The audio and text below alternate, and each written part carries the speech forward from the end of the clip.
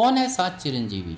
क्या आज भी वो इस धरती पर भटक रहे हैं? अगर हाँ, तो कहाँ है ये? क्या कल की अवतार ही है इनका एकमात्र उद्देश्य? कौन है वो योद्धा जो आज भी दर्द में तड़प रहा है?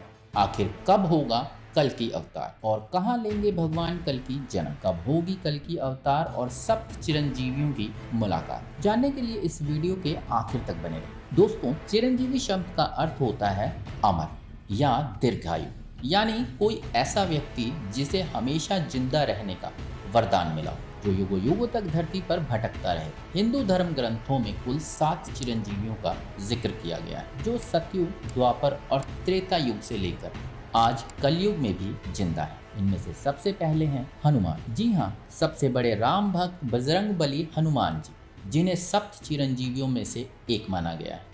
हनुमान जी को भगवान शिव का अवतार माना जाता है। उन्हें बल देवता भी कहा जाता है, क्योंकि उनमें 100 हाथियों के बराबर बल था। वो इतने शक्तिशाली थे कि रामायण के युद्ध को अकेले ही खत्म कर सकते थे। रामायण के युद्ध में रावण के खिलाफ हनुमान जी ने राम जी का कदम कदम पर साथ दिया। लक्ष्मण जी के लिए संजीवनी बूटी लाने वाले हनुमान जी ने श्री राम का संदेश सीता माता तक पहुंचाया और अपनी पूंछ से पूरी लंका को भस्म कर दिया। जब वो अशोक वाटिका में माता सीता के पास गए थे, तब उनकी भक्ति और शक्ति से प्रसन्न होकर माता सीता ने ही उन्हें अमर होने का वरदान दिया था। इसके अलावा श्री राम जब वैकुंठ लौट रहे थे, तब उन्होंने भी हनुमान जी को कलयुग तक धरती पर रहने को कहा था, ताकि कलयुग में वो अपने भक्तों की रक्षा कर सके। राम भक्त हनुमान ने भी अपने प्रभु की बात मान ली और यहीं रह गए। माना जाता है कि वो आज भी गंधमान पर्वत पर तपस्या कर रहे हैं। कहा तो ये भी जाता है कि हर 41 साल में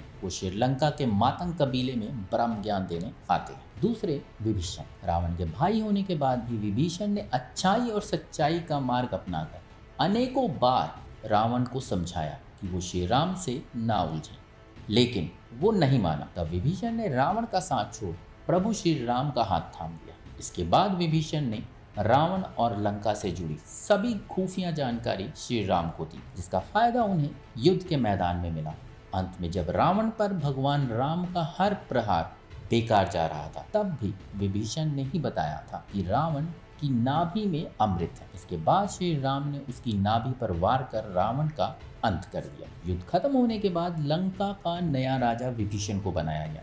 साथ ही उनकी भक्ति से खुश होकर भगवान राम ने उन्हें चिरंजीवी होने का वरदान भी दिया। हालांकि आज विभीषण कहाँ है ये कोई नहीं जानता, लेकिन उनके होने की बात जरूर कही जाती है। तीसरे राजा बलि। राजा बलि श्री हरि भक्त प्रहलाद के वंशज थे। उन्होंने अपने बल से तीनों लोक को जीत लिया था।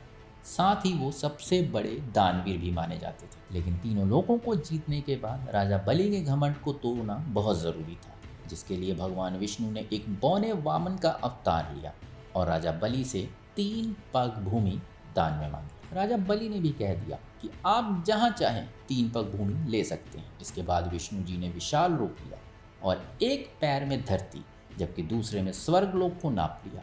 राजा बलि से कहा, तीसरा पग बता कहाँ रखूं। इस पर राजा बलि ने अपना सर आगे कर दिया। उनके इस दया भाव से खुश होकर विष्णु ने उन्हें पाताल लोक का राजा बना दिया और अमरता का वरदान भी दिया। इसलिए वो आज भी पाताल लोक में है।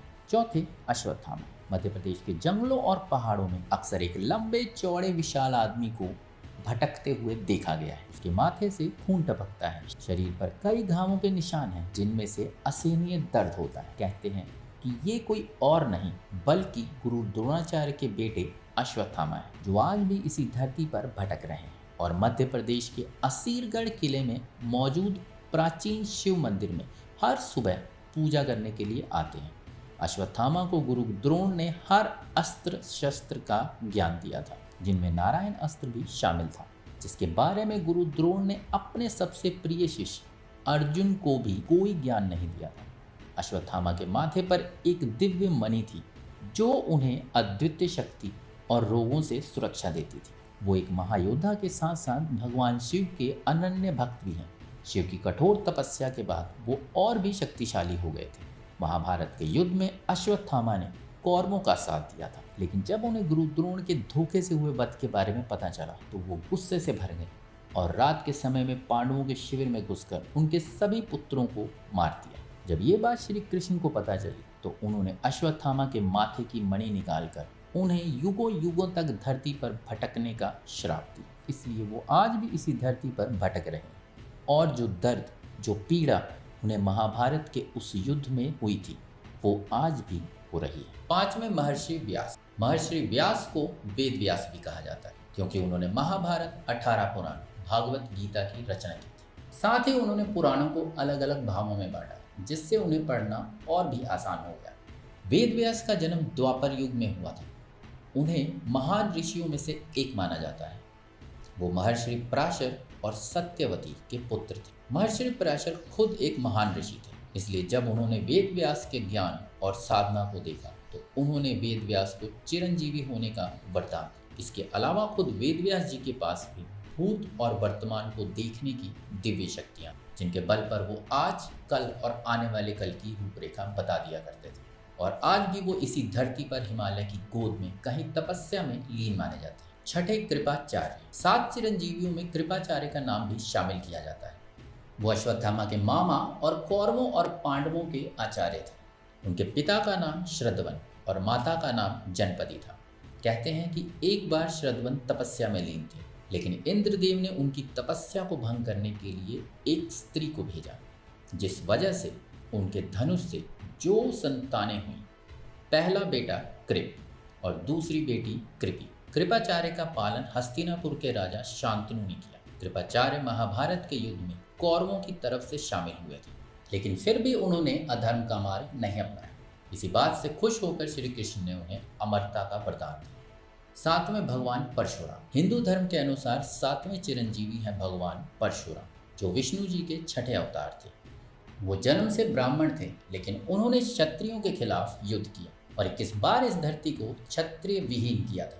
उन्होंने अपना पूरा जीवन अन्याय को खत्म करने के लिए समर्पित किया था। इसीलिए भगवान शिव ने उन्हें चिरंजीवी होने का वरदान दिया था। भगवान परशुराम भीष्म पितामह, कर्ण, अर्जुन, द्रोणाचार्य के भी गुरु थे। वो महाभारत काल में महेंद्रगिरी पर्वत पर रहते थे और आज इस कलयुग में भी इसी पर्वत पर तपस्या में लीन होकर कल की अवतार का इंतजार कर रहे हैं। जी हाँ दोस्तों, सिर्फ परशुराम ही नहीं बल्कि सप्त चिरंजीवी धरती पर भटक रहे हैं, तो सिर्फ भगवान कल्कि के इंतजार। ये तो आप सबने सुना ही होगा कि जब जब इस धरती पर अधर्म, पाप और अन्याय का बोलबाला होता है, तब तब भगवान विष्णु अवतार लेते हैं। इसी तरह कलयुग में भी जब अधर्म और पाप अपनी चरम सीमा पर होगा, तब भगवान विष्णु एक नए अवतार में इस धरती पर आएंगे। हिंदू धर्म ग्रंथों के अनुसार अब तक भगवान विष्णु के कुल 9 अवतार हो चुके हैं, जिनमें मत्स्य, कुर्म, वाराह, नरसिंह, वामन, परशुराम, श्री राम, कृष्ण और बुद्ध शामिल हैं। जबकि 10वें और आखिरी अवतार भगवान विष्णु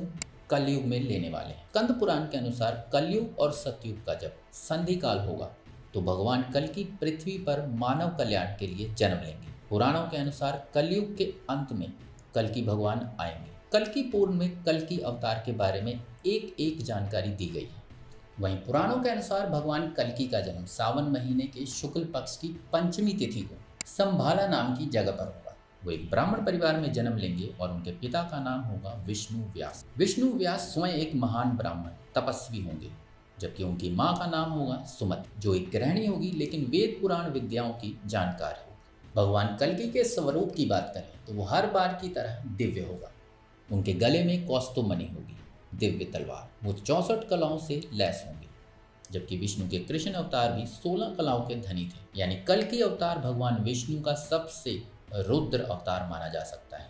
कलयुग के अंत और सतयुग की शुरुआत यानी संधि काल में जन्म लेंगे और कलयुग में फैली बुराई, पाप और अधर्म का नाश करेंगे, जिनका युगों युगों से भटकने का मकसद ही यही है कि वो कल्कि अवतार का इंतजार करें और उनके आने पर इस धरती से अन्याय को मिटाने में उनकी सहायता करें। भगवान कल्कि को अस्त्र शस्त्र का ज्ञान कोई और नहीं बल्कि स्वयं परशुराम देंगे। वो उनके गुरु होंगे और उनके कहने पर ही कल्कि भगवान शिव की तपस्या कर दिव्य अस्त्र ग्रहण करेंगे। इसके अलावा हनुमान जी कल्कि अवतार के प्रकट होते ही गंधमगन पर्वत छोड़कर उनके साथ चल पड़े, जैसे वो श्री राम के साथ चलते थे। अश्वत्थामा को भी अपने सभी दुखों से, सभी दर्द से राहत मिले। महाभारत में कृपाचार्य समेत अश्वत्थामा, द्रोणाचार्य ने भले ही कौरवों का साथ दिया, लेकिन इस बार इन योद्धाओं की लड़ाई धर्म के साथ और अधर्म के खिलाफ हो। इस बार ये सभी योद्धा कल्कि अवतार के साथ बुराई के खिलाफ लड़ेंगे। हालांकि कलयुग की उम्र 4,32,000 साल बताई गई, जिसमें से अभी सिर्फ 5,126 साल ही गुजरे हैं। वर्तमान में आप जो देख रहे हैं वो तो सिर्फ एक ट्रेलर है। जब बुराई अपने चरम पर होगी तब कल्कि अवतार और सप्त चिरंजीवी अपने भक्तों की मदद के लिए प्रकट होंगे। वैसे आपको क्या लगता है, क्या कल्कि अवतार हो चुका है और क्या सच में सप्त चिरंजीवी धरती पर ही भटक रहे हैं? कमेंट करके जरूर बताएं। वीडियो पसंद आई तो लाइक शेयर करके चैनल को सब्सक्राइब और बेल आइकन दबाना बिल्कुल ना भूलें। मिलता हूँ अगली वीडियो में एक नई कहानी के साथ, तब तक के लिए नमस्कार।